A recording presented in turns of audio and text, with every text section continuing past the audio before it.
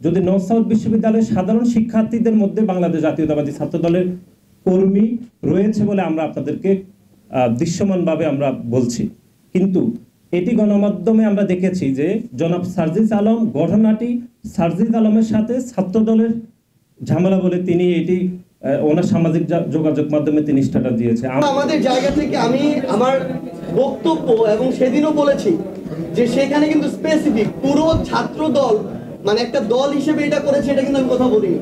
আমরা যেটি স্পষ্টভাবে বলতে চাই, নর্থ সাউথ বিশ্ববিদ্যালয়ে যে ঘটনাটি ঘটেছে রাত 10টার সময়, সেই সময় বাংলাদেশের ধর্মপ্রাণ মুসলমানরা সবাই আসলে নামাজরত অবস্থায় ছিলেন।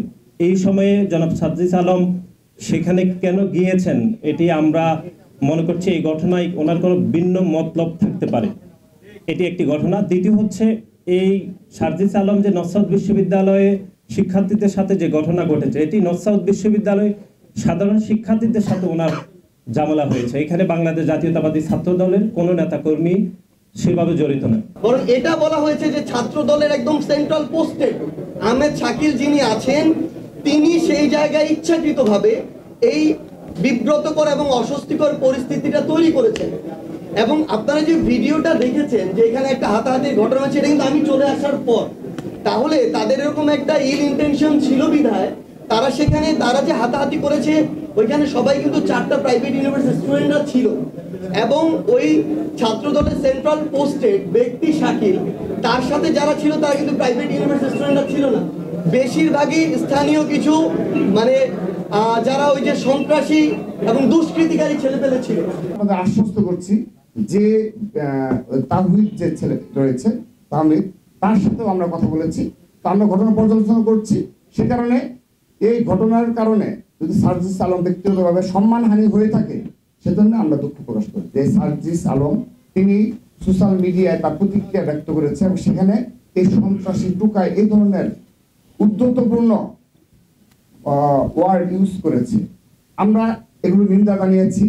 আমরা ইতিমধ্যে এই ঘটনা পর্যালোচনার জন্য আমরা তথ্যপত্র সংগ্রহ করছি এবং শুধু তাই নয়, সার্জিস আলম তার পোস্টে নর্থ সাউথ বিশ্ববিদ্যালয়ের শিক্ষার্থীদের সন্ত্রাসী, দুষ্কৃতিকারী এবং টুকাই হিসাবে উল্লেখ করে নর্থ সাউথ বিশ্ববিদ্যালয় সহ দেশের সকল শিক্ষা প্রতিষ্ঠানের শিক্ষার্থীদের অপমান করেছেন। আমরা তার এই উদ্ধতপূর্ণ ও বিদ্বেষমূলক বক্তব্যের তীব্র নিন্দা জানাই। সার্জিস আলমের বক্তব্যে জুলাই আগস্টের গণ অভ্যুত্থানে বেসরকারি বিশ্ববিদ্যালয়ের শিক্ষার্থীদের নজিরবিহীন ত্যাগকে মর্যাদা হানি করা হয়েছে। আমরা তার এই বক্তব্য প্রত্যাহার করার দাবি জানাচ্ছি।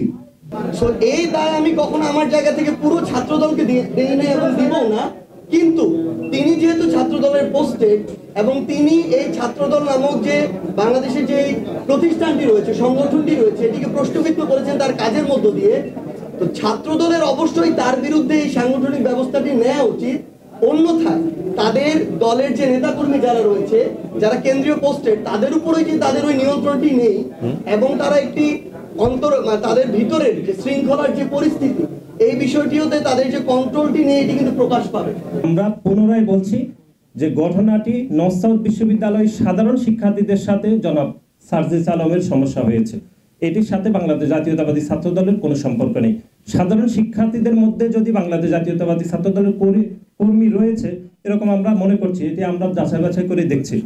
আমরা বলেছি যদি এরপরও ছাত্র দলের কোনো নেতা কর্মী জড়িত থাকে আমরা দুঃখ প্রকাশ করছি, কিন্তু আমাদের যে তদন্ত রিপোর্ট আপনারা যেটি বলেছেন সেটি ইতিমধ্যে কাজ চলমান রয়েছে। প্রাথমিক তদন্তে আমরা যে তথ্যগুলো আসছে সেটি আমরা আপনাদেরকে এখানে পুনর্ব্যক্ত করলাম। সেই জায়গা আমার জায়গা থেকে এটি স্পষ্ট অবস্থান থাকবে, এই দায় কখনো পুরো বাংলাদেশ ছাত্র দলের উপর নয়, বরং ব্যক্তি শাকিল যিনি ছাত্র দলের পোস্টেড তার উপরে। তো এই ক্ষেত্রে অবশ্যই যেহেতু তিনি কেন্দ্রীয় পোস্টেড, তার বিরুদ্ধে ছাত্র দলের অবশ্যই একদম সবকিছু তদন্ত করে সুষ্ঠু যেন বায়াসটা হয়, তার বিরুদ্ধে এই সাংগঠনিক ব্যবস্থাটি নেওয়া উচিত। ন্যাশনাল সিটিজেন পার্টির মুখ্য সংগঠক উত্তরাঞ্চল জনাব সার্জিস আলমের সাথে বাংলাদেশ জাতীয়তাবাদী ছাত্র দলের প্রত্যেকটি নেতাকর্মীর সুসম্পর্ক রয়েছে। আমাদের সাথে তাদের নিবিড় যোগাযোগ হয় যে কোনো বিষয়ে।